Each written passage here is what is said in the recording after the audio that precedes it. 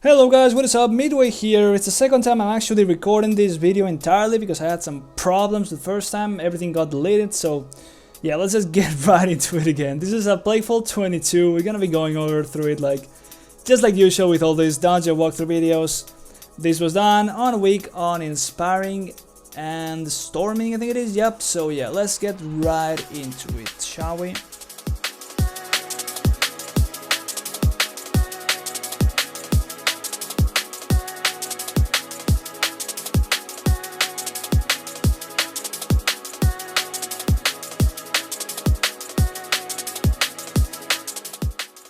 Now the first pull we're gonna be doing is this entire room of slime, so we're gonna be using wings right off the bat because the pulsating AoE is so huge. We don't want to be going on melee because we already have a warrior in there with the tank, so if we are also gonna be going in there, it's gonna be quite nasty. We don't really need to go there anyway since everything's just getting blown up almost instantly.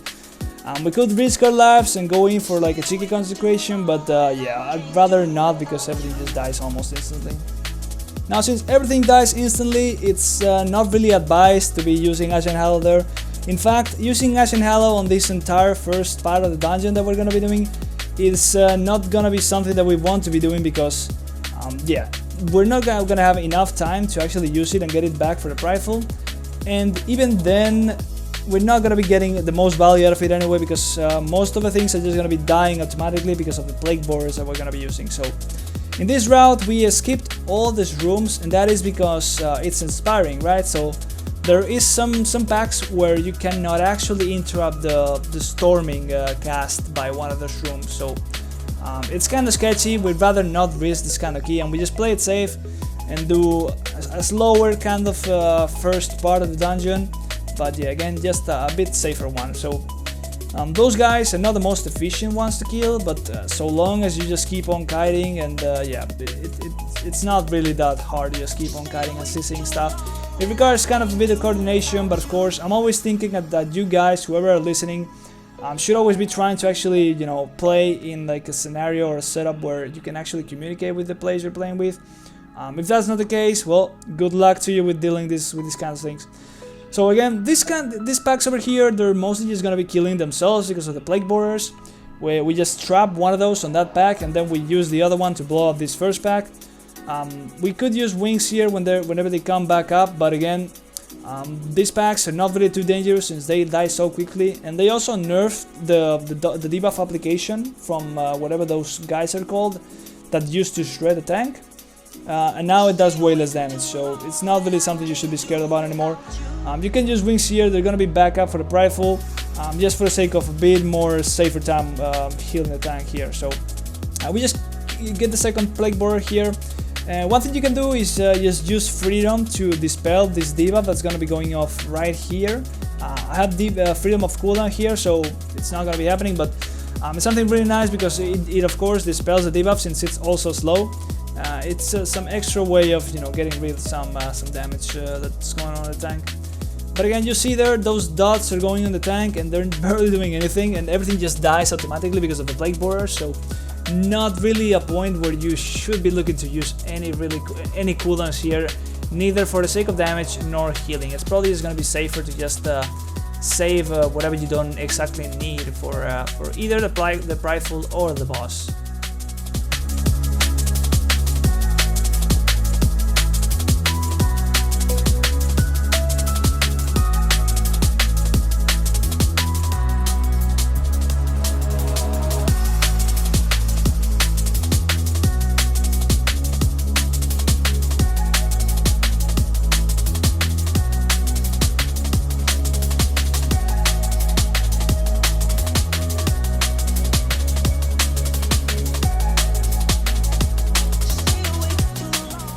Right there we did a Plague Belcher, which again is not the most time efficient thing to do, but this route we kind of scuffed it out and we were supposed to be pulling something else. The MDT route that we designed was not actually properly done, so we end up having to get that guy killed just for the sake of proccing the Prideful. And yep, for this Prideful it just almost instantly dropped the Ashen Hallow, you just pop wings, and as you can see he's already really low. So really early on into this dungeon I noticed that these Pridefulls are just not taking that long to die. So it's kind of an overkill to use Ash and Hallow on them, but at the same time, it kind of fits the timing of Ash and Hallow's cooldown perfectly. So even though there you go, Ash and Hallow is still up and it's not being used entirely, it's still kind of nice to just pop it. And you know, since we're not going to be using any DPS cooldowns before bosses or anything like that, always, you know, it's just safe to actually just pop it on those rifles, even though we're not getting full value out of it, or the most value that we could probably be getting if we used it on the boss instead. Now this boss, at this stage of the game, should really be very easy to heal. Of course, it's gonna depend on how high you're pushing and your skill, but as you can see, it's really difficult to actually struggle because you have so much time to just heal back up before the next Plague Stomp. Of course, you want to be dispelling one of those debuffs as soon as possible, always prioritizing either who's going to be taking more damage or any ranged player that's probably going to be getting cocked or losing a lot of DPS from having to move away from those, whatever they call it, slime waves. There you go. You can also dispel a second poison. I think it's a poison, might be a disease, I don't know. Once your dispel cooldown is back up, that's always preferable to actually healing through it entirely. And yep, as you can see, we are almost all top by the time we get a second Plague Stomp. There's a situation in this boss where you actually get 2 Plague Stomps really close to each other. Yeah, since this is actually fortified, it's not really gonna happen. The boss is almost dead already at this point. And yeah, right here we actually lose the tank, but that's basically just because of Demon Hunter. That's just the way it works. Sometimes it just doesn't have mitigation. You want to save it out for the next pack, and boom, when you know it, you're actually dead to just like the smallest mob ever. But yeah, we just get to this boss pretty easily, pretty safely. We don't need to actually use any real cooldowns here.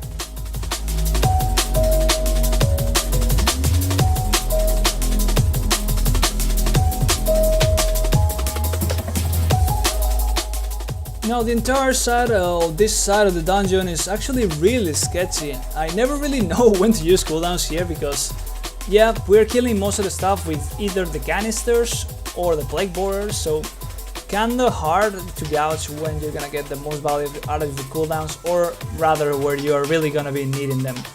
So for the most part, so long as you actually get interrupts or CC done properly, you shouldn't need any cooldowns. But of course, you get these packs such as these slimes where unless you are gonna kill them quickly and, you know, get rid of them as soon as possible, they're gonna be stacking up those disease dots that are actually really hard to keep on interrupting because they just go out so quickly back to back. So the more melee you have, the harder it's gonna be to heal this part of the dungeon. Right there you see both tank and the warrior are taking a lot of damage from those debuffs going on. Eventually the warrior actually dies, so really hard to keep up with the interrupts, really hard to keep up with the dispels, and really hard to keep up with the healing the more DPS you have. So one good idea would probably be to actually use wings for those situations, but of course you got 2 of those packs. You got this one we just killed and we got the next one coming right up, so it's not really, you know, the decision is not really obvious, especially if you're gonna be having a rifle here at some point, since, you know, this dungeon has so many possible routes. The moment you get the rifle is really gonna change very greatly depending on what you're gonna be killing here or before or after.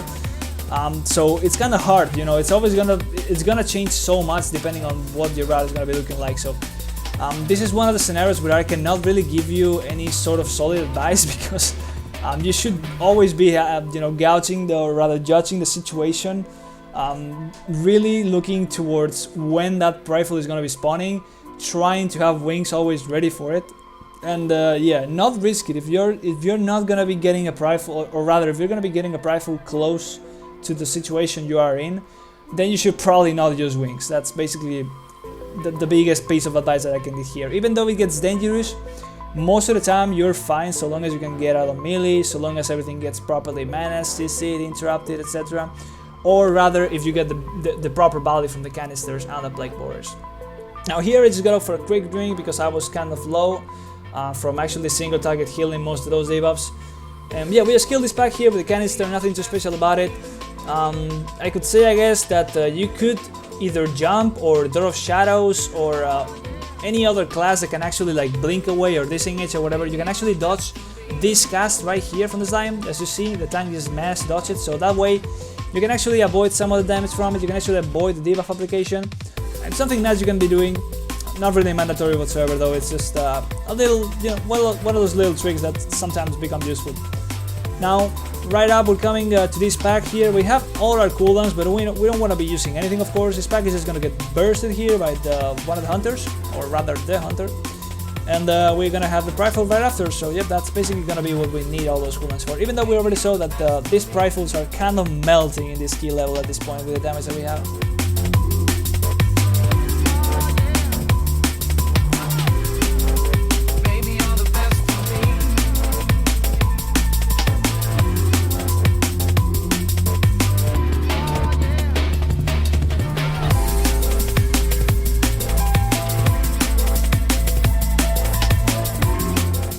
And yeah, right here we have the rifle spawning. Of course, we got those little slimes doing the metamorphosis thing. You can always just CC them, use blinding light, fear. You can just run on top of them. There's many ways of dealing with them, but yeah, it's always advised to actually pull whatever you're planning on killing away from those slimes, just in case somebody runs into them and takes some unexpected amount of damage, because they just keep on fiddling around or whatever.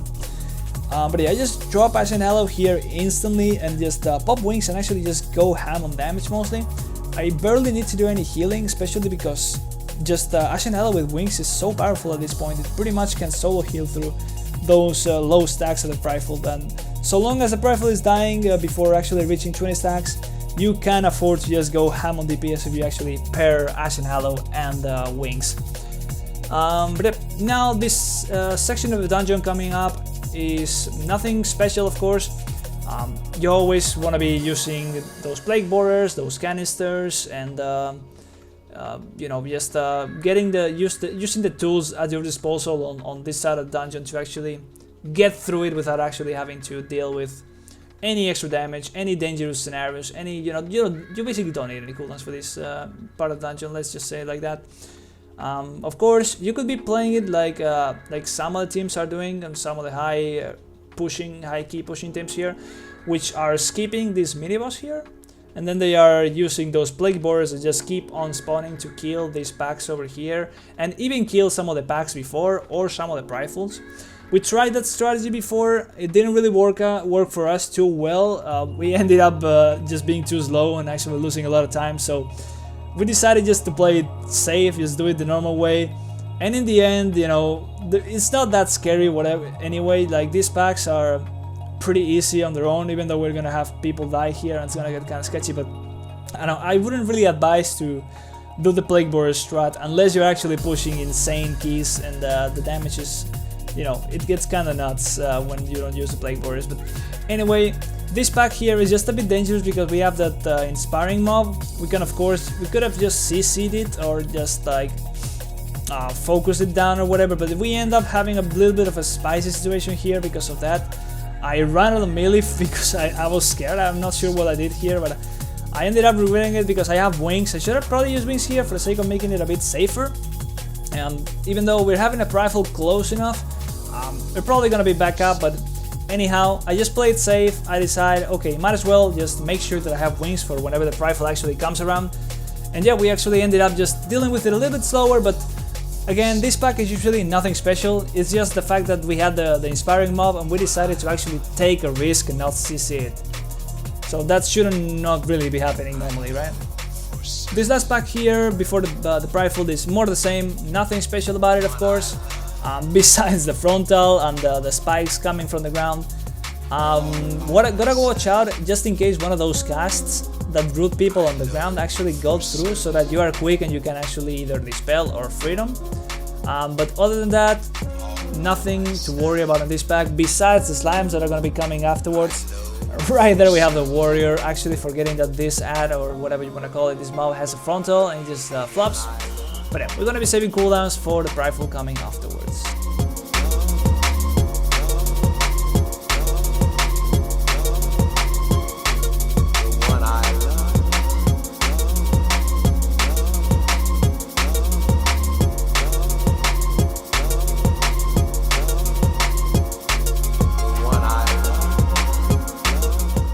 So yeah, we have the rifle spawn, and we run away from those slimes because even though they're feared, as I said before, they're still quite a bit of a threat.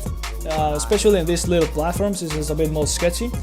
And here, as you can see, those Spiteful lines are actually clipping through the floor. They're a bit hard to see, especially with of course Ash and Hallow there and the well of the Healthstones and anything. But yeah, I pretty much just do the same as before. I drop Ash and Hallow instantly. I pop wings with it, and I just go ham and doing damage. Healing really becomes way easier on these Spitefuls because they're just dying so quickly, especially because we are using Ash and Hallow. So we barely gotta heal anything. And we're just trying to get through it and keeping Ash and Hallow on cooldown as much as possible. Now this boss is really easy to heal through. There's barely any scary damage. Most of it will be on the tank anyway. And the rest of the damage is basically avoidable so long as you just keep on CCing those slimes that just keep on spawning, right? So yep, we're just gonna be using any cooldowns that we have here for the sake of damage.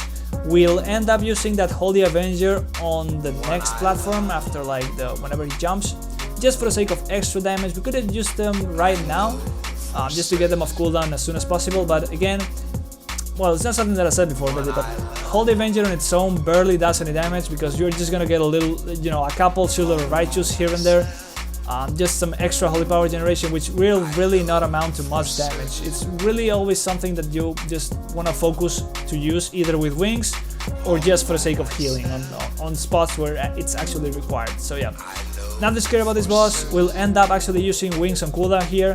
I will always advise to just use any cooldowns here on cooldown, unless you're actually going to be doing some scary pull afterwards, but that's not usually the case, even though even if you are doing the pack on the middle of the island. So I would really always advise to just use things on cooldown here for the sake of damage and speeding this boss up, because yeah, it's really not scary whatsoever, so long as you actually dodge the slimes though.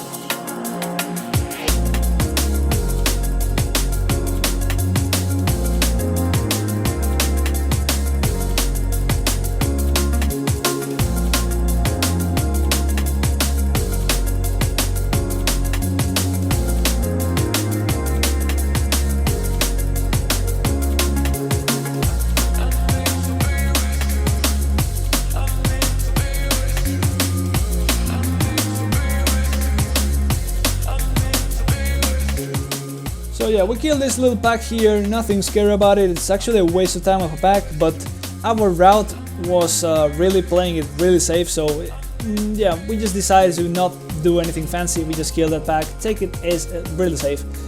And as we get into this pack here on this island though, I actually open up with Devo because we got a sniper here actually doing a lot of single target damage. It could be really nice if you were using the targeted spells weak aura just to see who is getting targeted by the next sniper shot. That's something that I should really be getting for myself here. But yeah, it's something that I really advise because it comes really handy for these next packs coming right up here. So yeah, this pack in the island here in the middle, I could probably be using wings here if I had them. Since I didn't though, I ended up not using them, of course.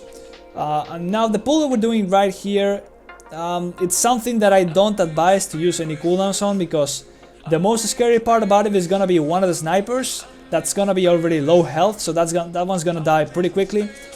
And then most of the damage is just gonna be going on the tank because of the Venom Fang, which does magic damage. So that's something you can always be looking to CC or just focus down, but I don't think it requires extra cooldowns from yourself, just for the sake of helping the tank not dying here. You're much better off using those cooldowns on the next packs coming afterwards, and you'll see that we actually end up using them there.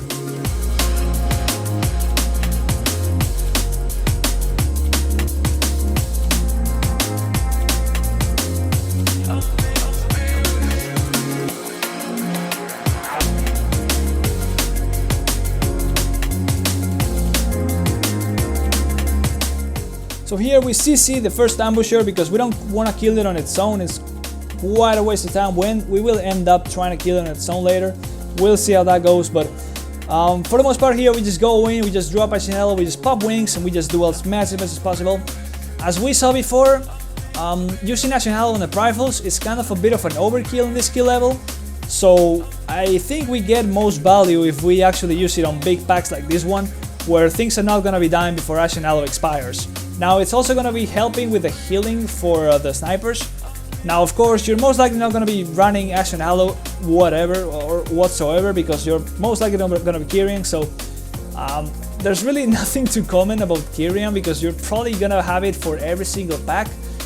So that's something that you should always be just trying to use on cooldown or whatever. You just more like whenever you see that you're scared of somebody dying or whatever, right? So the way I will try to do it is always comment on things from the banter point of view, because one, that's what I'm doing myself, and two, that's probably, you know, it's gonna be more valuable to comment on. But anyhow, that pack just dies, and we're not gonna be getting into one pack that's gonna be actually really scary. You'll see how that goes, because we're not gonna have wings, we're not gonna have Ashen Halo, and we're gonna be trying to actually not use Holy Avenger, which actually probably ends up being a little bit of a mistake, but yeah, we'll see in just a second here.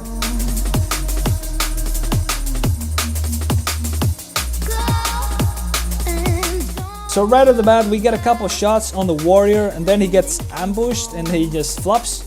And just after that happens, we have this sniper just relentlessly keep shooting at people, doing a lot of single target damage, and now we don't have any cooldowns. What do? Well, what we should probably be doing here is using Holy Avenger, because even though we are gonna have a rifle, we already saw that they're dying pretty quickly, right? So we are probably better off not risking it here and using that Holy Avenger on this pack. But in the end, I judge that I have enough both CC and healing without using any cooldowns to just take the risk and just keep on healing through these shots one by one, slowly and steady. So long as we don't get bad RNG and both of them go on the same target, it's gonna make things, you know, we're gonna be safer if we don't risk any cooldowns for the rifle. But again, they're kind of overkill, so now looking back at it, I kind of think that it should have just been the play to just use Holy Avenger. Now these are the kind of things that on the fly are a bit hard to actually think of, because in the end the tank dies just because things just ended up living for a bit too long. We still had this ambusher here, which just makes things a bit of a mess. I think we also got in combat with one of the tentacles back there, so yeah, we just end up having to wipe because we didn't kill things evenly. And now we got the rifle and things are still not dead, right? So we just go for the quick wipe. That was just a mistake on ourselves, because we didn't actually kill things evenly. We should have seen the rifle coming, even though we knew that it was going to be 80%. But anyhow, not supposed to happen. Not something that we are going to be looking as our mistake as healers.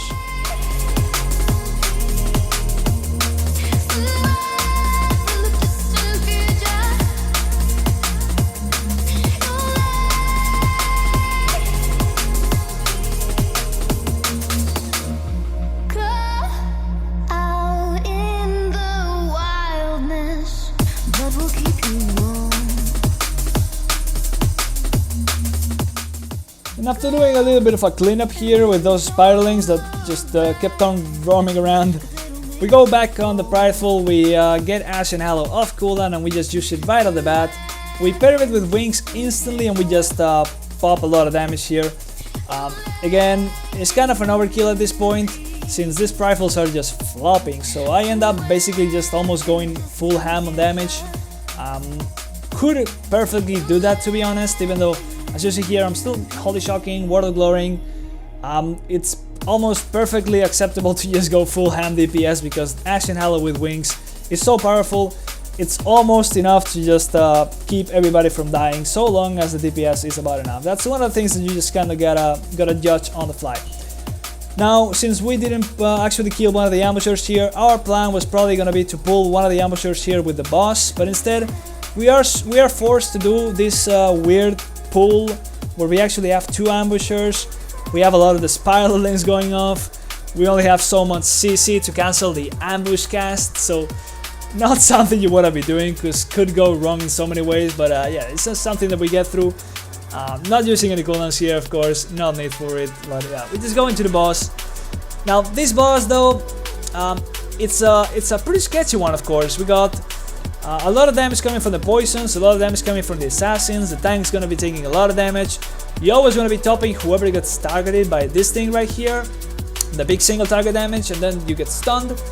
But of course, you should always be calling for their personals, you should always be playing with your cooldowns to try and avoid those situations where you're falling behind with the poison and you're not able to top somebody because before they actually get hit by that ability. So I would actually advise to, you know, use your cooldowns here for the sake of damage, but most of the time they're gonna be helping you out with the healing anyhow. So it's kind of a free-for-all. Use your cooldowns whenever they come back up of cooldown.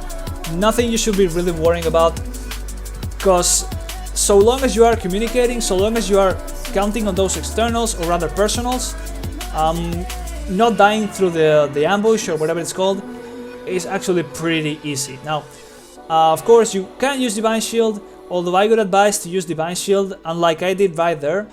Just use it on one of the later ambushes if you get it on you, because that's when it might actually get a little bit sketchier.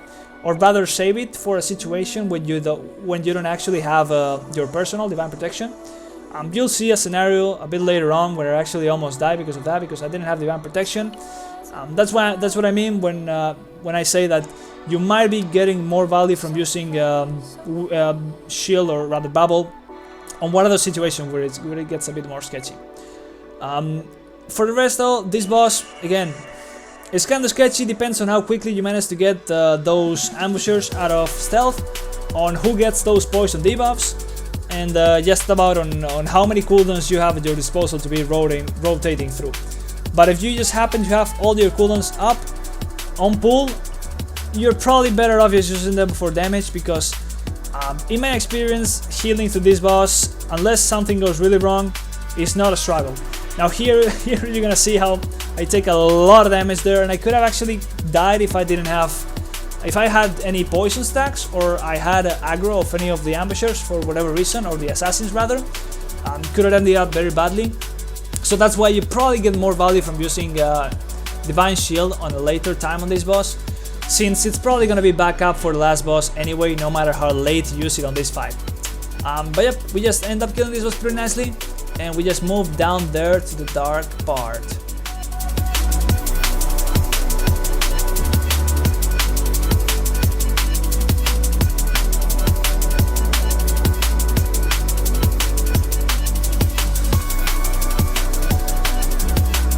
Now I'm pretty sure this side of the dungeon, or this part of the dungeon, is quite hated by many of the whole Paladin community.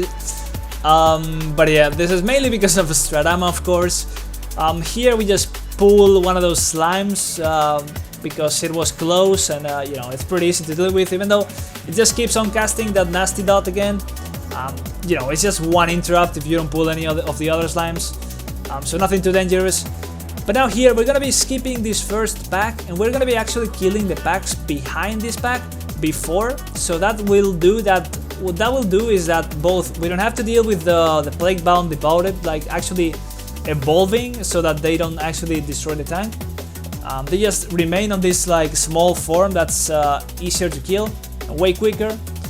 And again, not again, but like that will also make that the mini boss here, he will actually not jump. He will actually just remain where he is, and even though he will still cast the spell that he would actually use to jump, he will just remain on the spot, so it's a bit quicker to actually kill him down. But again, well, not again, I keep saying again anyway.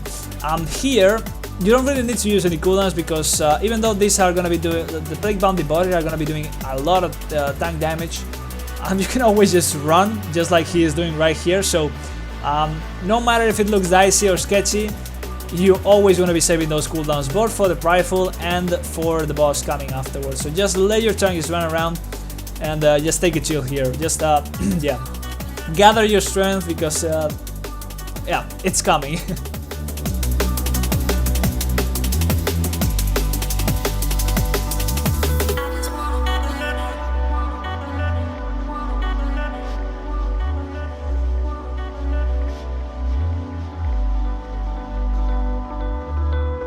Right there you saw this mini boss. He actually casted the spell that he would normally use to jump out, But instead he just keeps on casting it but just remains on the spot, so it's just a little bit quicker, just a little bit safer. But anyhow, here we got the rifle, of course, and I actually decided to use Ashen Hallow on this guy, even though it's gonna make it so that we don't get it back for STRADAMA.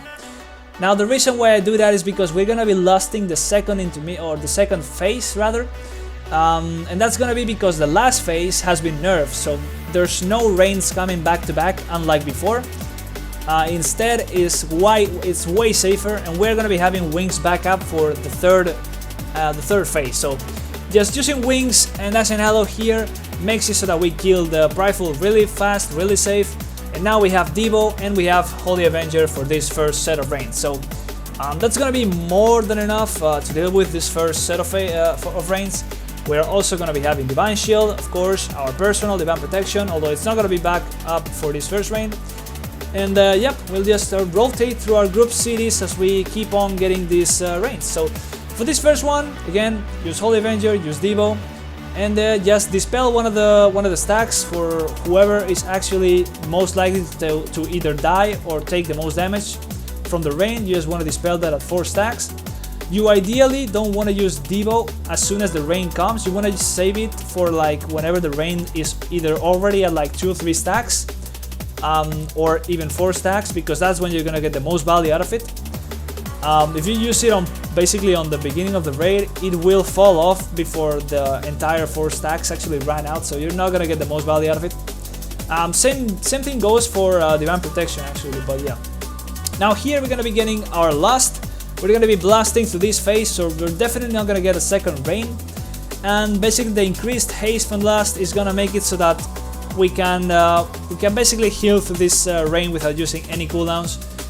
But yeah, actually, you know, it kind of looks like if you didn't use any healing cooldowns, or you almost not healed at all, basically used a health stone or a health potion, you could actually survive an entire rain, right? So even though it looks sketchy, even though this is like such a dreaded ability, so long as you remain calm and composed and you know what you have at your disposal, you properly plan what you're gonna be using, when and why, it really is not that scary of a boss. So yeah, even though things might look sketchy, just take your time and assess the situation. Right here we have the Warlock go down to one of the tentacles because of storming, and as we get into the last phase, things are starting to look a bit more sketchy because yeah, he's not back up right there, but yeah, we end up having just about enough time to getting him back up.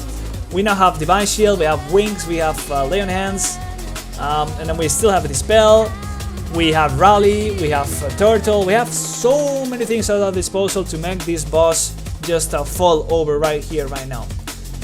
So yeah, as you see, the second rain is not coming because it got nerfed.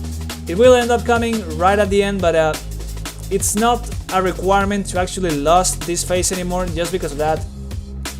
Yep, you see there, whenever you get 4 stacks, you dispel somebody, that's when you get the most value out of it. And yep, the boss just dies. We actually turtled that last rain, and we actually also rallied it. So it really is a boss where if you manage to play with the cooldowns that you have available from your entire team, it's always gonna be way safer. So yeah, that's the end of the key, guys. Thank you very much for watching, guys. I'm sorry if I sounded a little bit more, you know, either quick or angry or whatever. I don't know how to put it. It's the second time I commented the entire thing. It's just a little bit unfortunate, but whatever. Thank you very much for watching. If you enjoyed it, of course, feel free to subscribe.